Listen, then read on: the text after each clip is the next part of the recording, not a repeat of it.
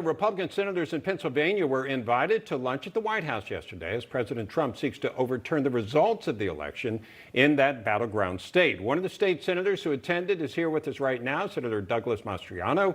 Thank you, sir, for joining us. So tell me what happened. You went to the White House. What did you talk about? And were any gifts exchanged, any promises made?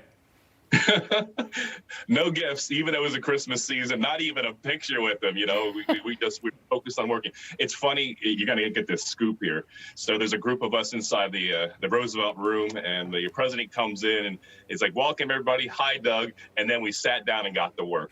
And we were with him for just under an hour, laying out what happened in the election, especially Pennsylvania. We talked about Wisconsin and Georgia as well. And it was just outrageous, some of the things that, of course, that we highlighted, the facts that are out there, that Joe Biden could outperform Barack Obama in 2008. It's just ludicrous and insane. But we went over the facts, and then he's like, okay, what legal options do we have, you know, on the legislative side? So worked on a couple courses of action.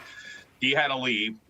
We spent with some of his staff about an hour or so trying to work up a concept of operations, and it's all within the framework of the Constitution. For the left-wing lunatics, the conspiracy theorists here, we're operating within the Constitution. There's no shenanigans, but obviously there's a lot of cheating going on in Democrat areas in Pennsylvania. So we're trying to find out what happened and to make sure it doesn't happen again, but also that the real winner of the state of Pennsylvania, of course, is recognized.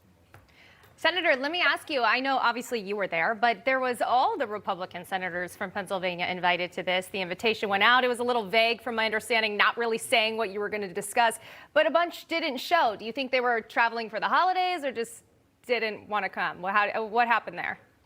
So what happened is the night before this event, I was actually talking to the president, and as I had several times before, asking if he can come to Pennsylvania to get his message out, because really very few people are carrying his message. You know, so sadly, Republicans, we lack courage and we grow weary too soon. Unlike our Democrat rivals, they're high energy, they're unified. It's like, come on, guys, let's show a little courage here. So I'm like, Mr. President, can you come back to my district and, you know, carry your message to the people to renew their strength? And he's like, I guess this is a bad week. There's just too much going on. But I'll tell you what, bring down as many of your colleagues as you can, and let's have a discussion here and let the, you know, hard, frank talk. And so sadly, a good group already had plans. Some, you know, are dealing with private issues, you know, health issues. But those that needed to be there were there. There was no blowhards. It was all hardworking, hard-charging, courageous Republican senators. And I was really thankful for the ones that showed up, because they're the ones leading the fight in Pennsylvania. Well, let's talk about this. You've got the vote in Pennsylvania. You had the vote results certified.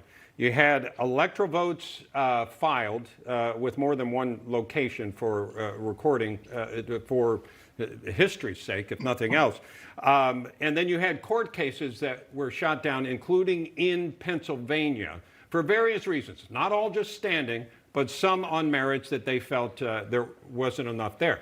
So given all that, what have you been asked to do, and what have you agreed to do? So on that side there, and I will highlight, as you rightly, you know, alluded to, that any of these cases that were kicked back, they were on technicalities. And the U.S. Supreme Court needs to do their jobs. We have a constitutional crisis because we have a Pennsylvania state Supreme Court that became lawmakers, and they wrote law, and that's not their job. Their job is to uphold law, you know, and interpret its application. But they actually rewrote election law, and why we had this catastrophe in Pennsylvania. On the other side of the discussion was that what can we do from the legislative side? And I did remind the president that we do have an alternate set of electors. So if a court or the General Assembly or Congress, where it's disputed, it falls on the side is like, yes, there's just too much evidence of shenanigans. And it's a bit odd to me as well that no court has allowed an evidentiary hearing, because, you know, my small hearing of 3.5 hours in Gettysburg changed the entire dialogue across the nation about fraud, especially in Pennsylvania. But we do have an alternate set of electors, not only from my state, but Michigan, Wisconsin, New Mexico, Arizona, Georgia, and Nevada. And so this is set up in a similar way as it was 1960 Hawaii. There's a precedent where Democrats disputed the election results and had, you know, two sets of electors show up in Washington, D.C. in January. So this would have to get kicked back to the state legislature for you to take a role, correct?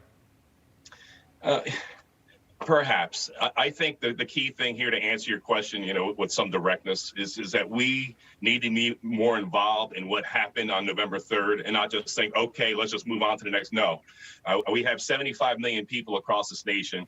Half of the nation believes that this election was stolen from President Trump. And I agree with that. And that's a fact, because when Joe Biden came to my district in Gettysburg, he couldn't get 12 people. That's not 12 constituents showed up, and that's it. There was more of my people out there welcoming him, Trump supporters.